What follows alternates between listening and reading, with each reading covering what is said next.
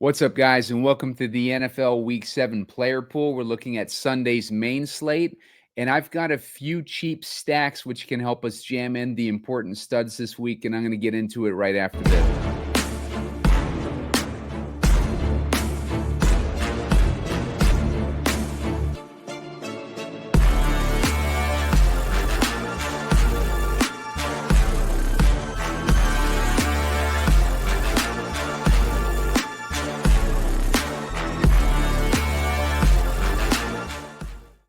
What's up, guys? Simon Edwards at PumaCom here with Heat Seeker Sports, and you're watching Player Pool. We're looking at the NFL Week 7 Sunday slate, the main slate, and it's going to be, pretty fun slate. I think there's some spots where we can get different for sure.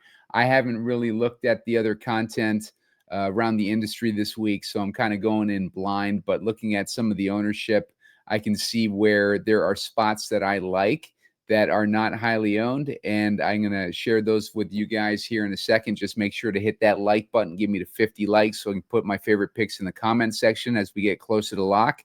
Make sure also to subscribe to the channel. Help me get to 2,100 subscribers. I only need about 50 more before the end of Sunday, hopefully, to get to that mark.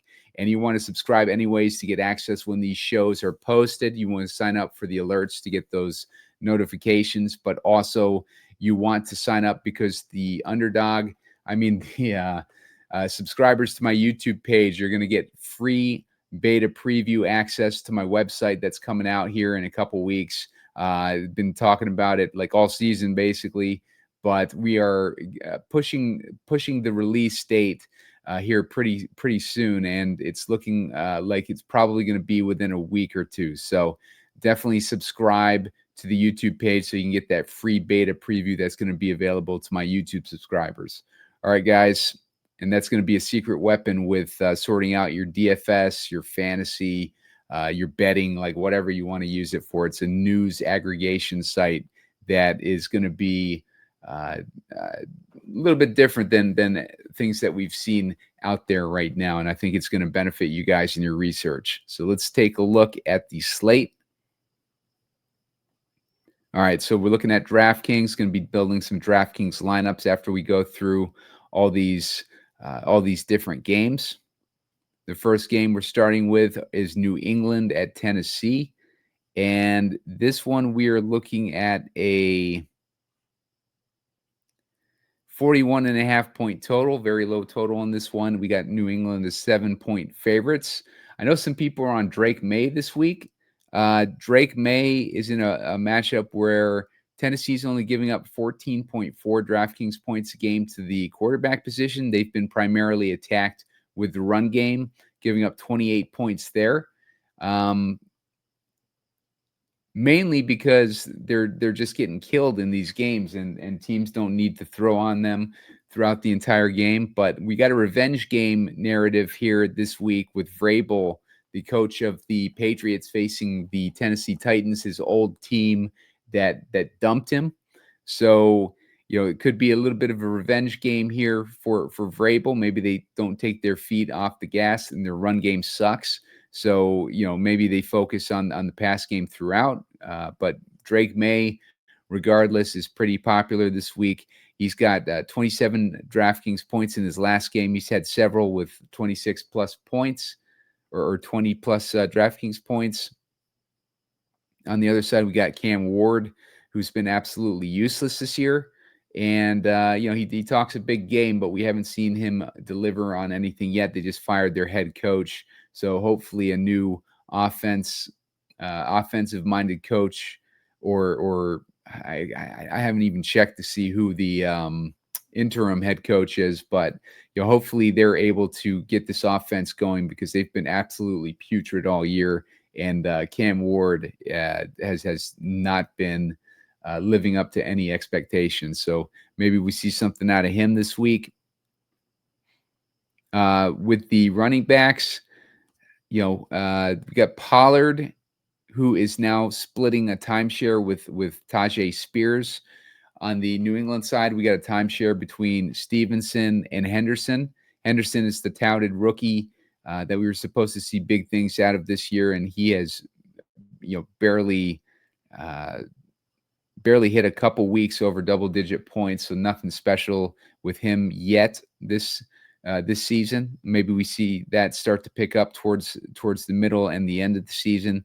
Ramondre Stevenson, meanwhile, has had a couple useful games, but just in general, this New England running game has been terrible. We lost Gibson to IR a couple weeks ago, so that helps at least clear things up a little bit for this New England running game. But we're looking at pretty putrid runners all around in this game. With the passing game, Stephon Diggs in a matchup where, let's see, New England is getting 21.5 DraftKings points a game for wideouts. That's what the Tennessee defense is giving up. On the other side, the New England defense has been giving up 24 DraftKings points to wideouts, but we don't really have a quarterback that can take advantage of that, and we're missing Calvin Ridley on top of it. So we're dealing with like these wide receiver 2 or backup quality wide receivers for Tennessee this year.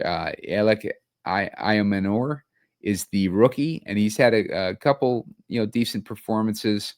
He's at 4,200. He's in a good matchup. So if you think that like a new coaching staff can get something out of Cam Ward, then maybe Iomenor would be in play this week. Van Jefferson got no interest there. For the most part, no interest in anything Tennessee. If you want to stack Drake May, Booty had a pretty good week last week, 26 DraftKings points. He's hit or miss. Like a lot of these New England guys are hit or miss, unfortunately. Pop Douglas had his first, decent week last week.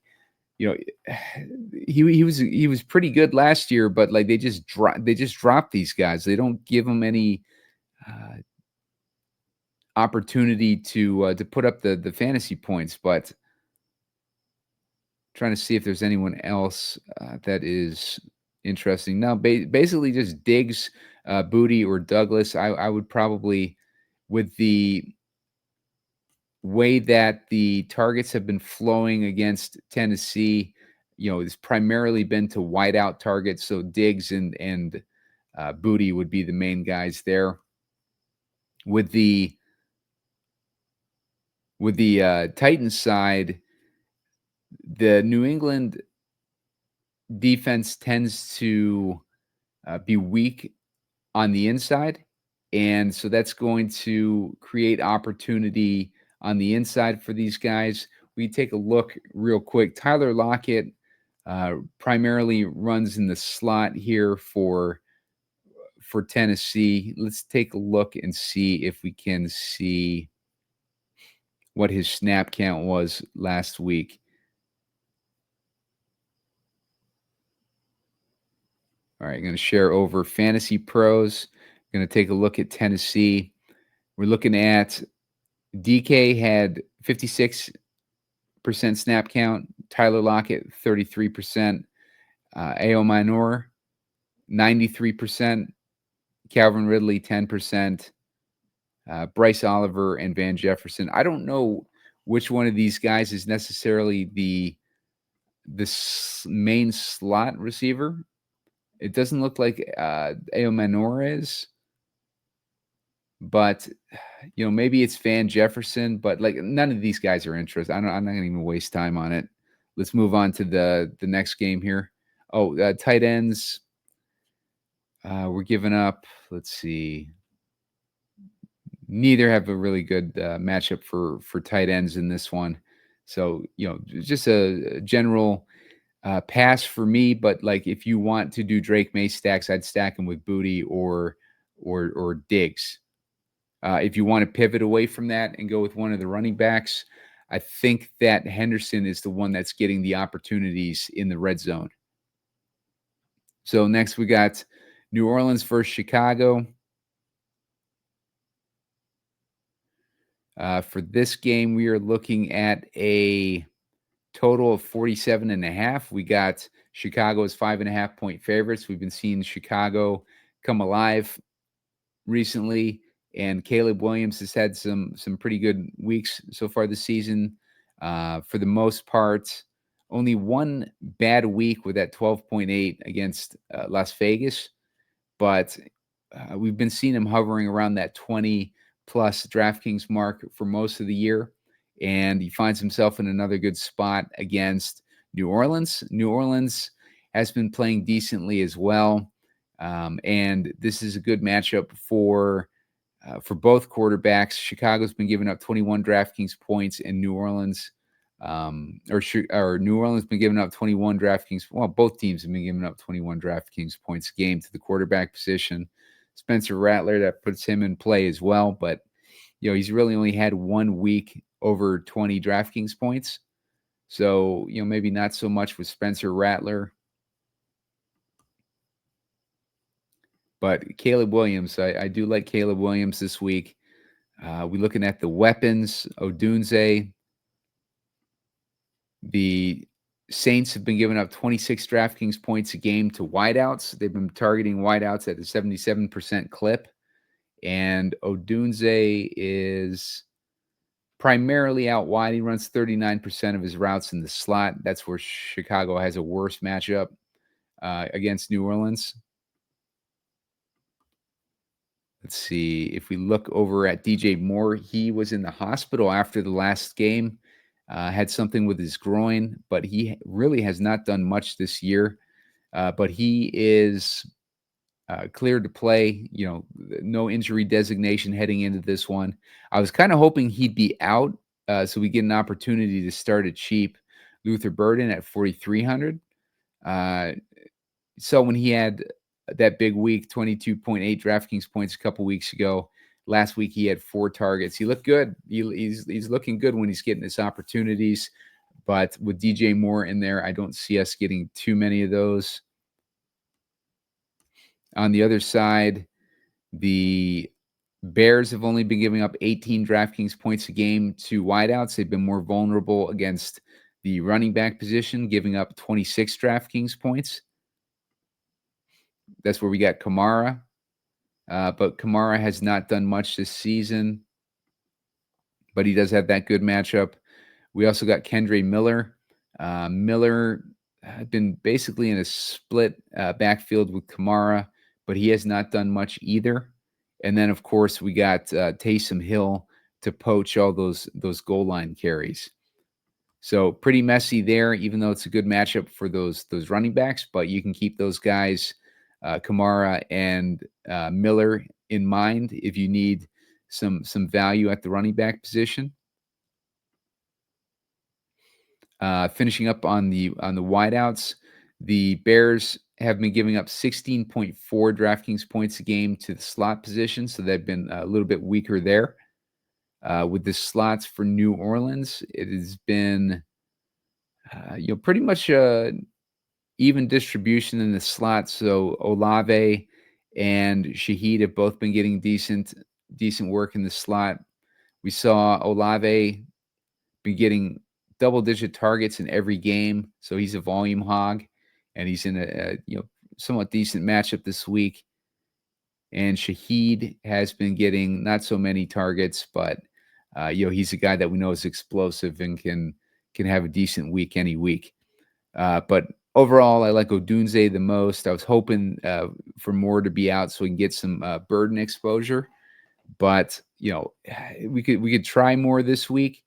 I had him as my captain option in the showdown slate, and he was looking really good in the beginning of that game until he ended up getting hurt, and they just drastically reduced his workload. He ended up blocking for the rest of the game, but it was looking good in that first quarter. It was looking like he was going to have a monster game, and then he got tackled on some play, and you saw him wincing and limping after that, and it was just like you knew it was going to be a bad sign when that happened. Tight end, nothing too interesting on the New Orleans side. With Chicago, New Orleans has given up 14.6 DraftKings points, so that's interesting there. Problem is Cole Kmet is in a split with Colston Loveland, and neither of those guys is doing much this year, but that could break at any time. Let's take a look at,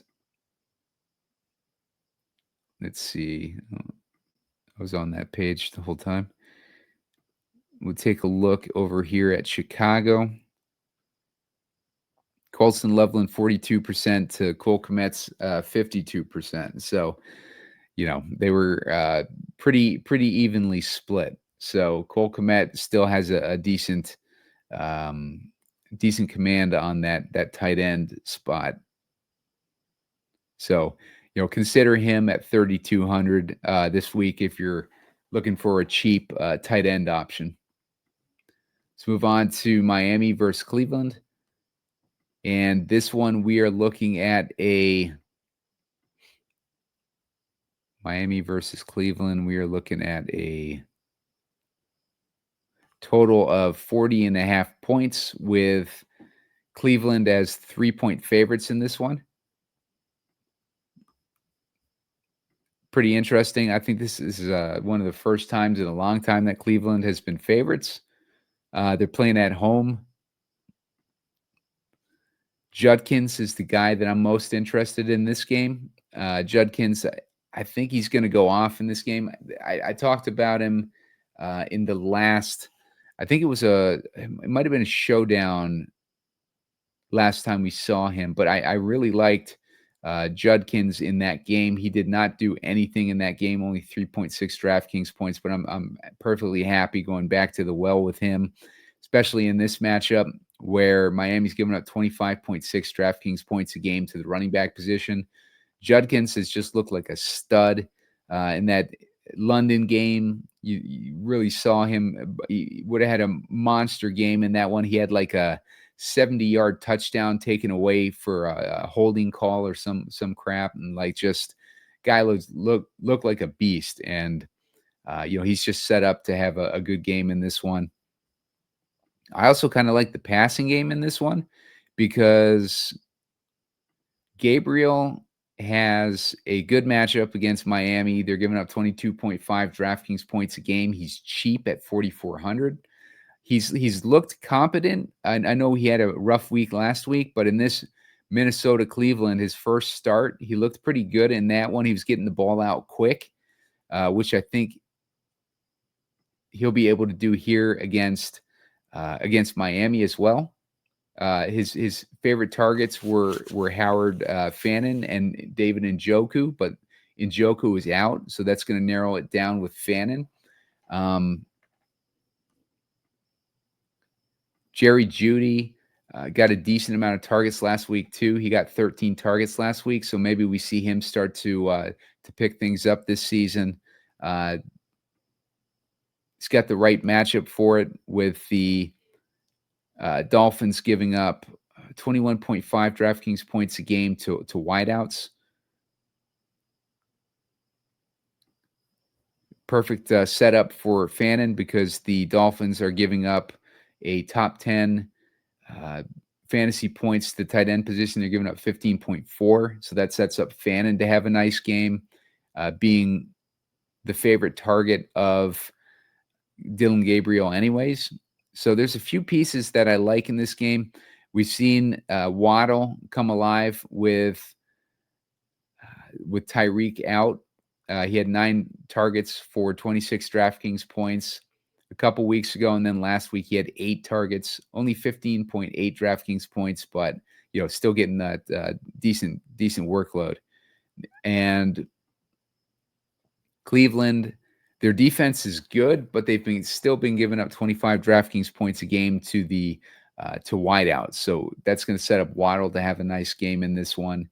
And really, the run game, Browns have the best run defense. They're good at slowing down quarterbacks. They're good against the slot. Their only weak spot really are these wideouts, and that's going to set up Jalen Waddle as a nice run back if you want to stack this game. Maybe we'll mess around with that at the end. And I already talked about Fannin Jr., but we also got Waller, who's been getting touchdowns left and right He's had a couple games already with 17 plus DraftKings points, and then he's had a touchdown in every game. And the guy just seems like he's always open in the end zone for whatever reason. Defense, like Browns or Dolphins. I think they both could be in play. But I do like the Browns defense in this one. It seems like Miami's kind of coming apart at the seams. Looking at Vegas versus Kansas City. For this one, we are looking at a 45.5 point total with Kansas City as 11.5 point favorites. Kansas City does not have a run game, but they have a matchup where the Raiders are giving up 21 DraftKings points a game to the running back position. They get Rashee Rice back this week, and the Raiders are giving up 25.8 DraftKings points a game to the wide receivers or wide out position. Now, Rice is more of a slot guy. He's very popular this week. Vegas is giving up only 9.9 DraftKings points a game to slot receivers. I think this game sets up more for Worthy, and Worthy would be a great pivot off of Rice. Everybody's kind of leaving Worthy in the dust for Rashee Rice, but Worthy's got the better matchup because I think the intention is going to be to put Rice in that slot and move Worthy out wide. That would also benefit Tyquan Thornton, but Thornton is, having his role stripped from him. Unfortunately, the guy was on fire with those deep balls, but for make room for Rashee Rice, they have to kind of put Tyquan on special teams.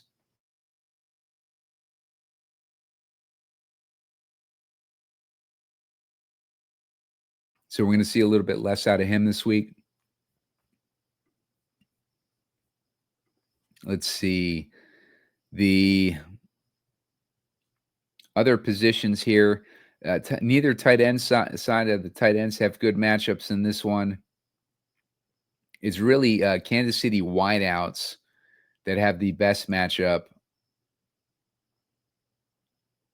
And the game script does not favor really anything for the Vegas side. Looks like Jacoby Myers is questionable in this one.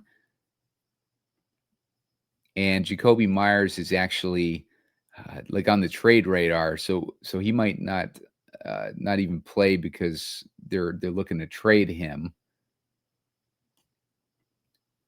So really, it's Worthy for me.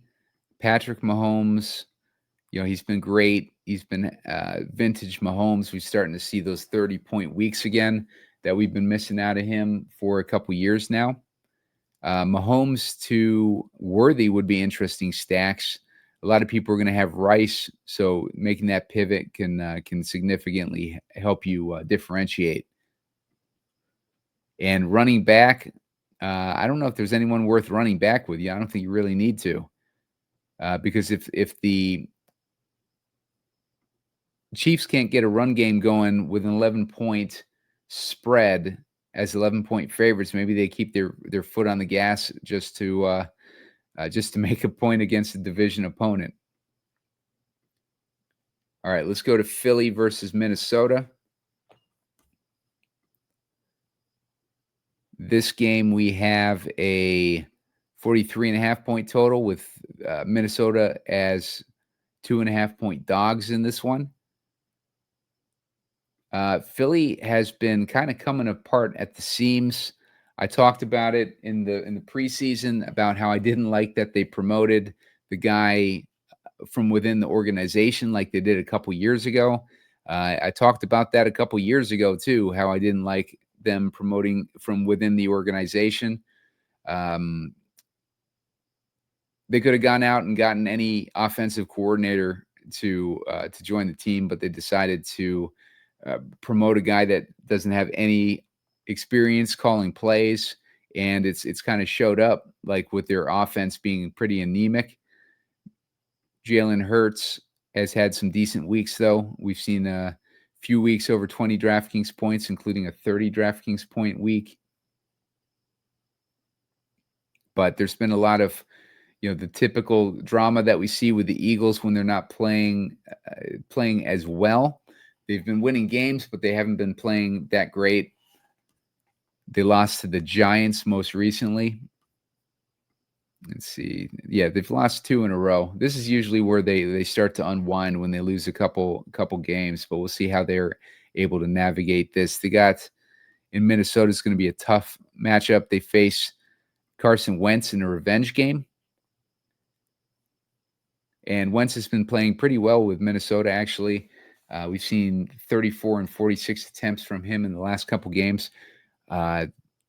This isn't the same matchup that it was last year against the Eagles defense. So, like Wentz could be in play this week.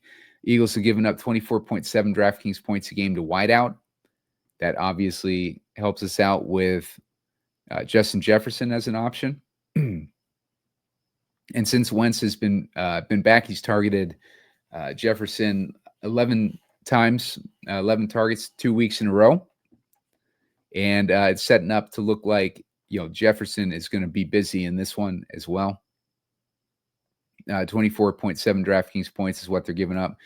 Eagles are also giving up 24.8 DraftKings points a game to the running back position, which sets up Jordan Mason to potentially have a good game in this one. He's been slow the last couple weeks, but he did face Cleveland last week. That's a tough matchup in Pittsburgh. Seen them. They were tough against Judkins as well. The 26.6 week was against Cincinnati. Eagles run D is probably closer to Cincinnati than those other 2 teams. So another good setup for Jordan Mason here. On the Eagles side, Minnesota's had a pretty good defense against fantasy output. It's really the running back position and the tight end position are the ones that primarily benefit. And we haven't seen Barkley have a really good week yet. So this could be a Barkley opportunity this week. He's still hovering at 7,700, so we're not getting any sort of a discount on him, despite being not the best start to the season for him by his standards. But Barkley is in play, and Goddard has been a stud this year compared to what we're used to seeing out of him anyways. Like 9 targets a couple weeks ago, 11 last week. We've seen 29 DraftKings points, 19.7. I mean, this guy was a steal in best ball going in the 10th round, compared to some of the other tight end performances that we've seen from other tight ends. But he's been getting a touchdown in every week for 4 weeks straight as well. So Goddard in another, decent matchup or decent situation this week. And that's about it for this game. Philly does run a lot of man coverage too, which should also benefit Justin Jefferson in this one. All right, so Carolina and the Jets. We are looking at a 42.5 point total in this one, with the Carolina Panthers as 1.5 point favorites. Justin Fields is getting a lot of talk about getting benched, and you see the highs and lows of him. 5 DraftKings points. I think he got concussed in that week. Yeah, and he missed week 3. So really, like, he's been 25 plus DraftKings points every week. He's still only 5,700. And I think that, he had a tough matchup last week against Denver. Justin Fields now faces off against Carolina, who's been better at defense this year. But, if you buy it or you don't, like 16.9 DraftKings points is what they're giving up to the quarterback position. I think that Fields could end up having a really good game, and all the field is off of him because he let everybody down last week. But or like last time he was popular. So I think that this is setting up to be a decent spot to start Justin Fields. Let's see how popular that is. I haven't looked at the ownership on Fields yet. All right, so Justin Fields is down at, he's down at 3% ownership on top of it. So, he's missing Garrett Wilson, but like his points weren't really coming off the passing game for the most part. Well, he's had some good passing weeks, 283 yards and 2 touchdowns a couple weeks ago. And 226 and a touchdown. I mean, but you look at his running yardage, he's had 7 for 81, he's had 7 for 26. He's had 3 rushing touchdowns already. We could see a decent game out of Justin Fields in this one, and he's got a pretty decent floor if you strip out those the concussion game and then the game that he had last week against a good defense in Denver. Bryce Young is also in a decent matchup in this one, but his upside is kind of limited. I don't like the ceiling on him. Jets have been giving up 18.9 DraftKings points a game to the quarterback position, and Bryce Young's not in that 4K range anymore. Both teams have been good against the wideouts. Carolina's only allowing 17.9, and the Jets are only allowing 18.3. So not great matchups for the wideouts, but Garrett Wilson is doubtful. Ted McMillan, he's kind of needs a touchdown to be valid. You saw him got 2 touchdowns and he still didn't crack 20 DraftKings points last week. Coker's back this week. Should be taking over the slot. And we got Ligat as well. But neither of these guys have done too much. If I was doing this game, maybe Rico Dowdle is in consideration. He's had 2 monster weeks in a row, but Chuba Hubbard is back this week. The Jets have been giving up 20.6 DraftKings points, and the Panthers have been giving up the same.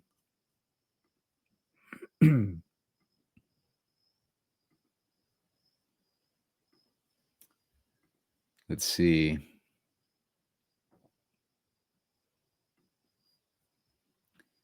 Breece Hall, not so interested in Breece Hall.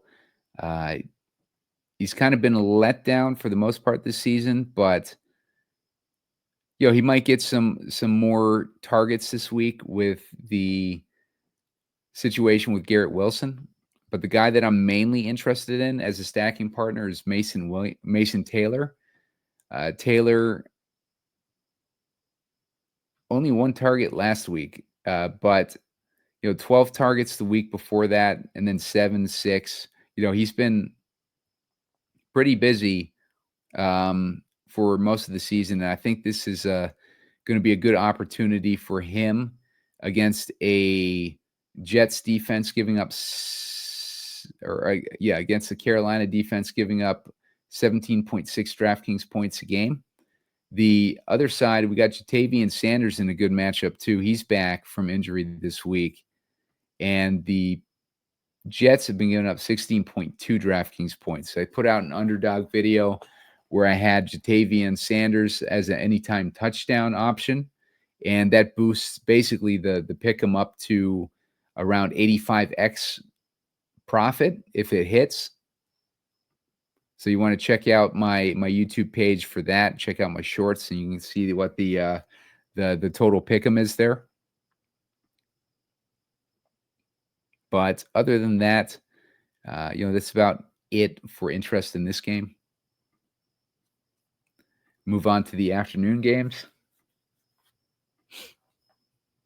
We got Denver versus the Giants. So we've seen the Giants have been pretty hot with these rookies recently.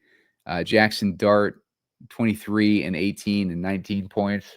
Talking New York right now, but now they face a let's see, their toughest defensive challenge yet. They face New Orleans, the Chargers and Philly, three struggling teams on defense. At least New Orleans and Philly have been struggling.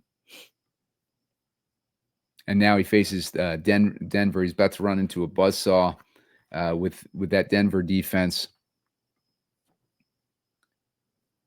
Let's see. The total on that game is 40.5 points, with Denver as 7-point favorites.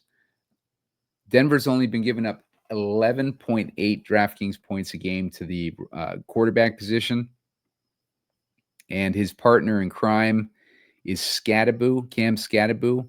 They've only been giving up 17.5 DraftKings points a game to the running back. So both these guys have bad matchups, but Scattaboo could be busy in the passing game in this one.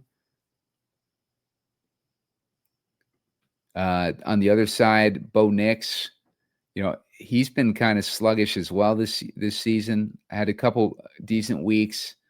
The matchup here is middling. New York's been giving up 17.7 DraftKings points a game, but they do have a good defensive front.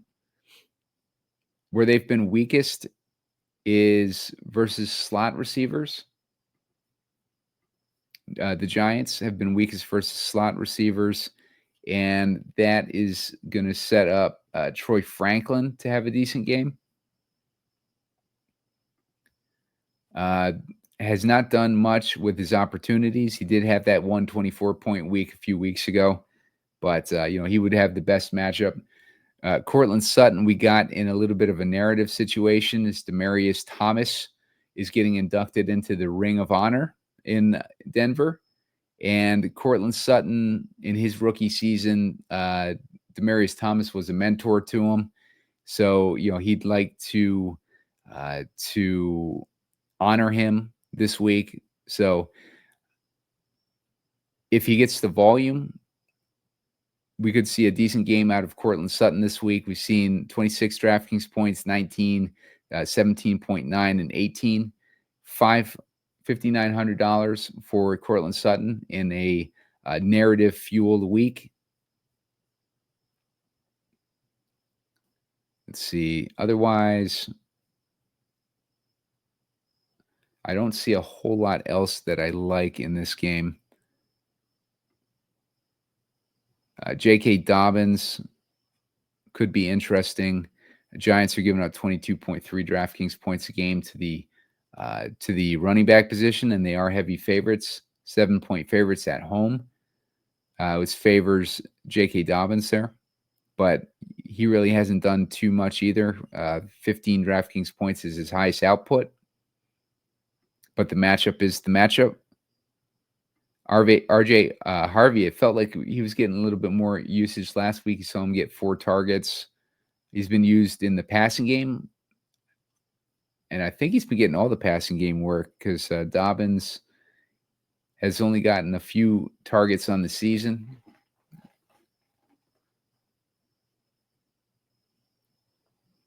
Not really worried about Tracy taking anything away from Scattaboo. Not really interested in any of the receivers on the New York side. Looks like Darius Slayton is going to be out, by the way. Yep. Slayton's out. Neighbors is out. They're down to Wan'Dale Robinson, Jalen Hyatt, and we saw Lil Jordan Humphrey. Recommended him on my Showdown show when he was only $200. He paid off big time with a 9.5 fantasy points. That was actually in the comments because we didn't know Lil Jordan Humphrey was getting called up from the practice squad until the day of. So I left in the comment section to make sure not to sleep on Humphrey as the best receiver out of that batch of crappy New York receivers beyond Wan'Dale Robinson. Let's see. Not really interested in tight ends in this one. Theo Johnson does not have a good matchup. They've only been giving up 8.1 DraftKings points. Wan'Dale's matchup, by the way, the Broncos only been giving up 9.1 DraftKings points, so terrible matchup there. Denver's tight end has a decent matchup at 12.6 DraftKings points. I know there's some people that are fans of Bo Nix this week. I'm just not buying it. All right, so we got the Chargers versus Indy.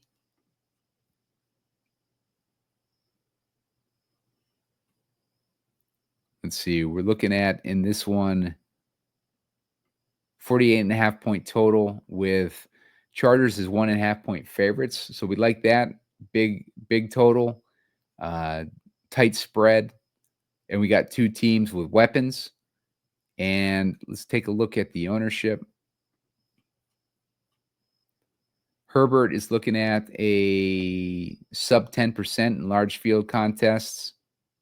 Daniel Jones is closer to 5%. So we got a couple overlooked teams here. I think a lot of people are going to be on Jonathan Taylor.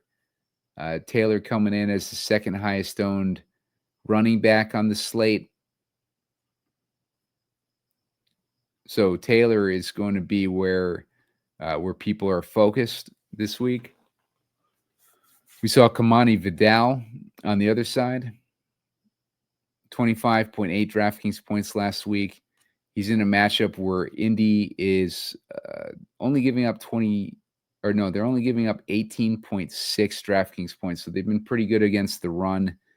Where they've been weak is against slot receivers, which matches up perfectly with McConkey having his breakout week last week at 26 DraftKings points, but also Keenan Allen. He's been a little bit slow lately, but he's had a few weeks where he was hovering around that 20 DraftKings point mark. Let's see the ownership on some of these receivers here.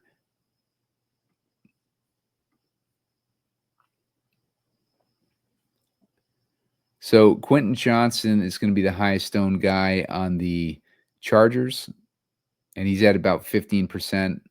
The slot receivers who have the better matchup, we're looking closer down to around 12 and 7% for McConkey and Keenan Allen. So that sets us up nicely, like with the slot receivers who we want to target anyways in this one. And, low ownership all around for a game that's one of the highest totals on the slate. So we love to see that. We'll definitely do a build with Herbert. Green Bay versus Arizona, looking at a 44.5 point total with Green Bay 6.5 point favorites. Kyler Murray is still out. So we got Jacoby Brissett. Had a decent game last week, 24 DraftKings points. We love that when these veterans that know how to read a defense step in as backups. Like it gives you the perfect opportunity to get these guys at like 4,400 or whatever. And when you get a veteran at 4,400, they can definitely read a defense and can come into a game with little preparation and do pretty well. And Brissett showed that to us last week with that 24. Now that he's had some tape in that offense, the defense has a little bit more opportunity to prepare for him, but he's still at 4,500. But he faces a tough Green Bay defense. Green Bay's defense giving up a middling 16.4 DraftKings points to the quarterback position, only 17.5 to the running back position. Their running back position is a mess right now anyways. We're looking at Zonovan Knight and Michael Carter who were in the split last week. Josh Jacobs, on the other hand, is set up nicely to have another big week. Arizona's given up 23.4 DraftKings points to the running back, and he's had two 30-point weeks in a row. Jacobs' ownership is not that bad. It's at 17%, and potentially a better matchup than Jonathan Taylor. Yeah, he does have a better matchup than Jonathan Taylor, and he's much lesser owned, so he's a great pivot off of Jonathan Taylor.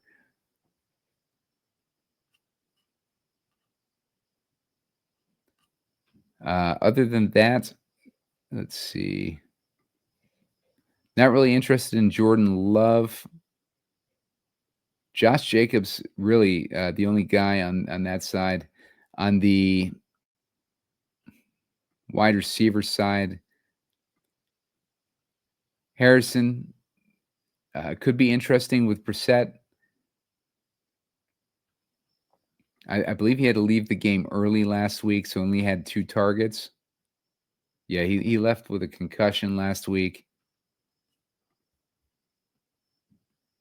Doesn't have a designation this week, though. So, wideouts do have a decent matchup against Green Bay. Green Bay's been giving up 24 DraftKings points a game to wideouts. So, Harrison could potentially be in play. Green Bay's also been giving up 17.4 DraftKings points a game to the tight ends. So that sets up McBride too. So, I mean, if you wanted to go crazy with a Brissett to McBride stack and run it back with Jacobs, like that's not a horrible idea.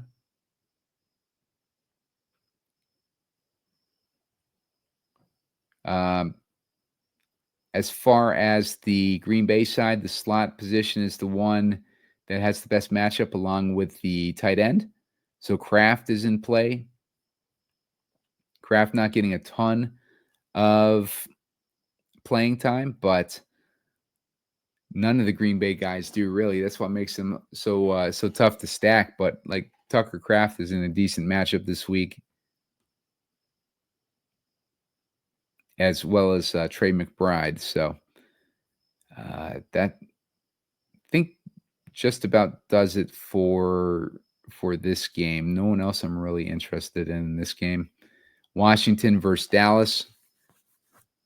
This is going to be the highest total on the slate. This is going to be where the decisions are made. Looking at 54.5 point total. Now,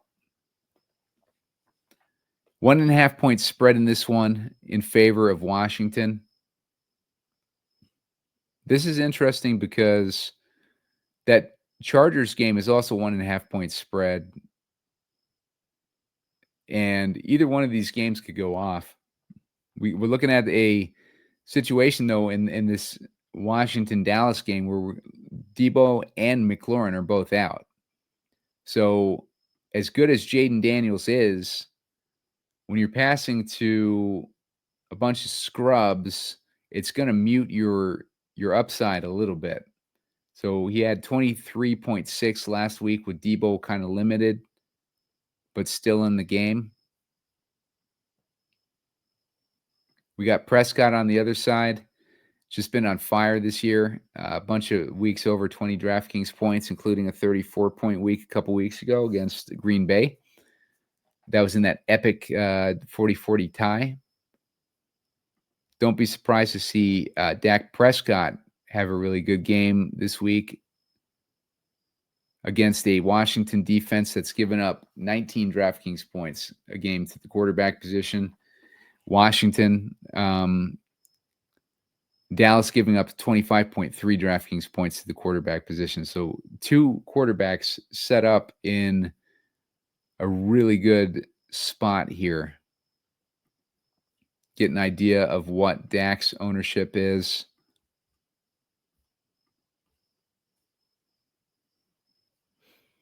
Dak is at around 13%, so about the third highest ownership for Dak. Now, Krosky Merritt in good position too, with Dallas giving up 28.4 DraftKings points a game to the running back position. He's still relatively cheap at 6,100. Did not have a big game last week, but he had 31 points a couple weeks ago. That's kind of when he took over the backfield. That was against the Chargers. So Merritt, Bill, going to be in play.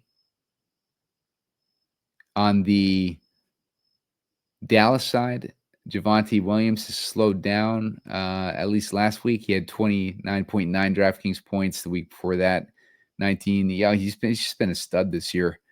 21.4 DraftKings points is what Washington has been giving up.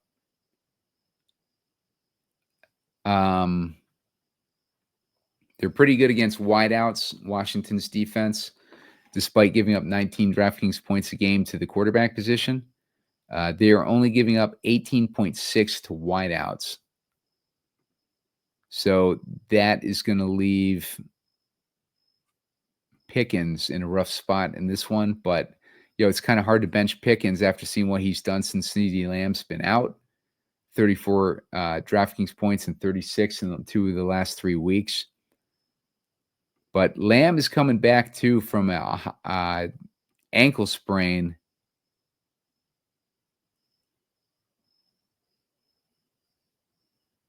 I don't know what the situation is going to be with Lamb. He says that he's going to have no limitations. I'm not buying that. These guys that come off these ankle sprains, they usually come out pretty slow. Lamb's going to be the highest owned wide receiver on the slate, and like Pickens is right underneath him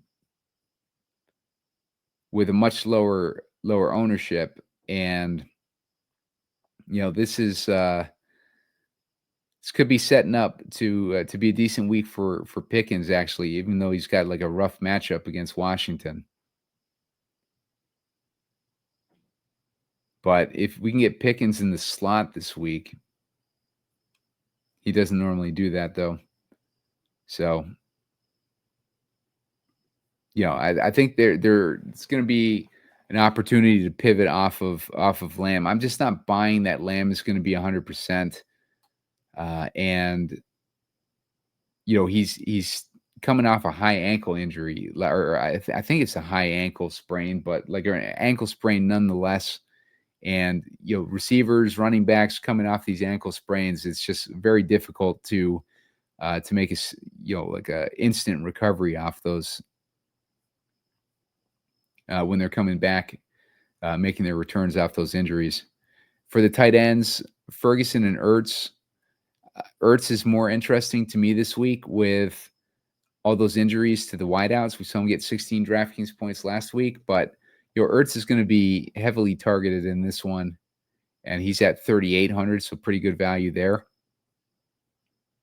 Ferguson will have a reduced load most likely with CeeDee Lamb back, but he had a few good weeks without Lamb in the lineup, but now it looks like he's going to potentially be coming back to earth. Now, if Lamb's ankle is still injured, that would put Ferguson more in play, but the Commanders only giving up 12 DraftKings points a game to the tight end position.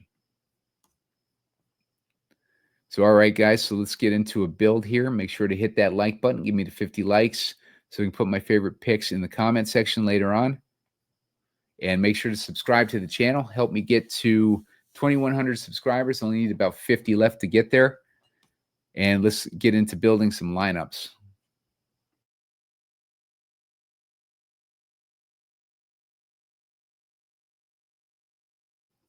All right, so let's do a Cleveland one first. Where's Cleveland? There it is. Let's get Gabriel in there. Let's get Judkins. And let's get Fannin. Let's get all those guys in there. Let's run it back with Waddle.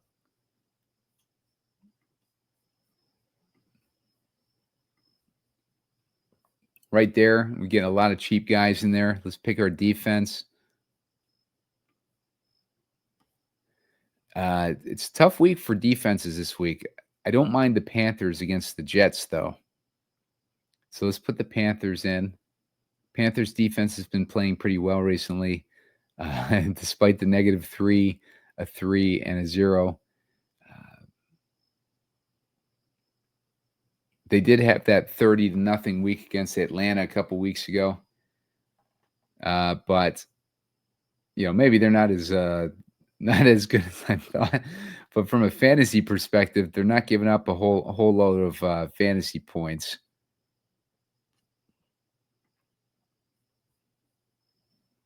Actually been pretty good against wideouts. So, but let's put the Panthers in there just to get someone cheap. It's not a lot of options for defense this week for cheap defenses. You know what? I was talking about Taylor. He's going to be the most popular, but let's get Jacobs in there. I like Jacobs better than Taylor this week. But we can do this with Jacobs too. But for receivers, I kind of like Jefferson's matchup. A lot of people are going to be on Lamb. So, okay, let's just do this for the chalky build. Let's get Taylor in there, and let's get Lamb in there. If you guys were looking for a way to get Taylor and Lamb in there and still have money left over to put in a decent roster around these guys, this is a good way to do it. Let's get Sutton in there with that narrative. We got 4,700 remaining in the flex. And I'll be honest, I think that this could be a decent 2 tight end week. And we go down to this level. I kind of like the tight ends more than trying to find a cheap wide receiver. Look at these options that we have at 4,700 for tight ends versus receiver. We got Kelsey, Goddard, Waller, Mason Taylor. Whereas if we go to that level with the receivers, we're looking at Golden, Booty, Hollywood Brown, Shaheed, Jerry Jeudy, Luther Burden. I mean, I feel much more comfortable putting in one of these cheap tight ends. And they're all in decent matchups for most of them anyways. Let's see. Decent matchup for Goddard with Minnesota giving up 14.3 DraftKings points. Mason Taylor obviously has that good matchup we talked about.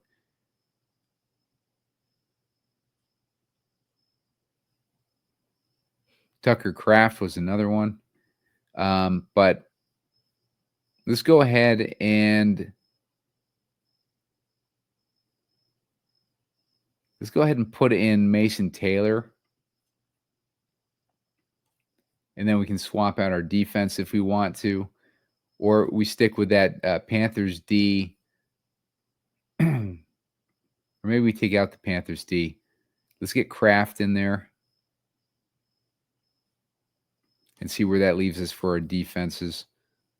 At least the Saints, Giants, Cardinals, and Raiders. So not really a fan of that. I'd rather keep the Panthers D in there and work with what I have for those tight end options for a second tight end. So pretty interesting build there. And that you can see I put in Jonathan Taylor and Lamb just to appease the field. But if we want to get rid of Taylor and put in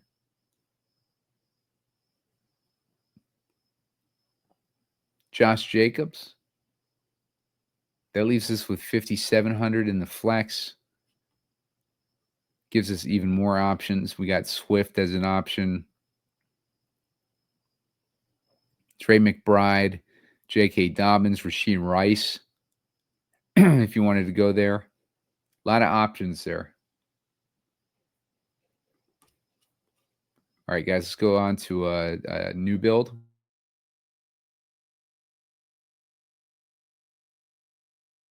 I talked about how I like the Chargers. Chargers indie game. Let's go to that one. Let's go and get Herbert in there. Let's get Jonathan Taylor in there. Gives us good natural run back. Let's look at wide receivers. Let's get McConkey in there. Now let's get the cheaper. Let's get Johnson, and let's get Keenan Allen, who get the cheaper one. I pretty much prefer to have Herbert stacked with two guys. Let's go to that defense. Oops. Go down to those cheap Panthers again. Let's get Judkins in there. Let's put Merritt in here too. Let's get Bill in there.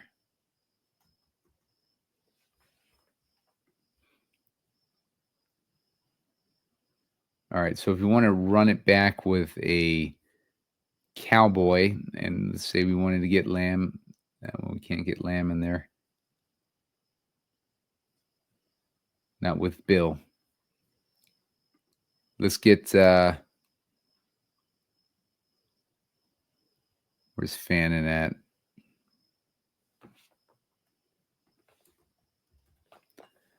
Let's get Fannin in there. It leaves us with 3,500 in the flex. And I think that, it puts us in that same spot where we can put like another tight end in there. Mason Taylor is still cheap in there too. We get Mason Taylor in there. So another easy build there. And you can see we got Lamb and Taylor in there too, with like another decent build. If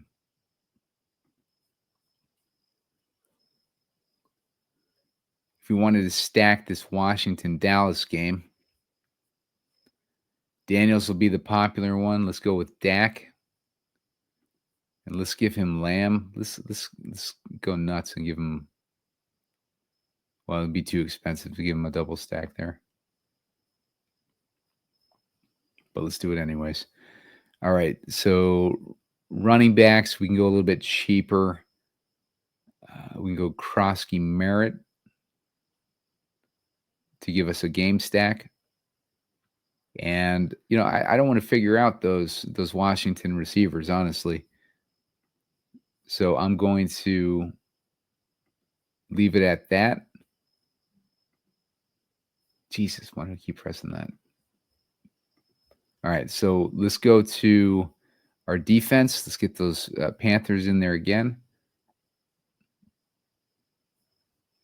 Let's get Judkins.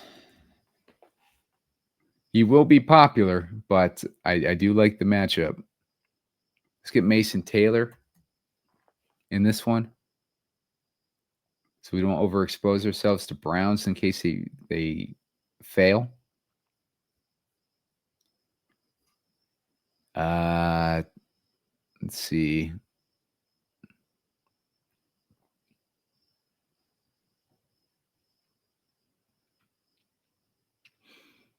Let's get Sutton. I'm going to keep leaning back to Sutton because it seems like the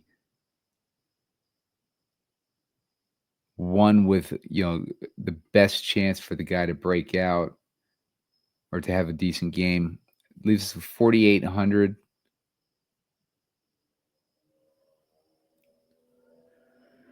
You guys can see the options here.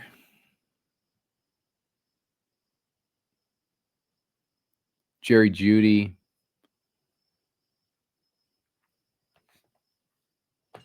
Same situation, basically. Let's see if we want to swap out a guy here. This is Lamb and Pickens.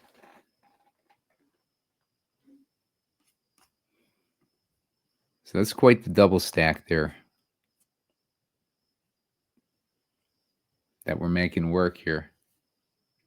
Just to give you an idea of, you see, it feels like a little bit easy to build just about what you want this week, which is probably why they priced up all these defenses.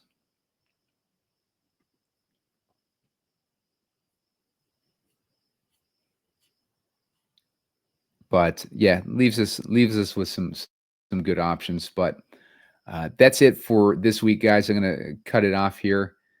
Make sure to hit that like button. Let me know in the comments if you want the Monday showdown show. I've gotten comments in my last couple shows and just trying to get a good tally, because I'm, like you look at the London show, it's not getting a ton of views.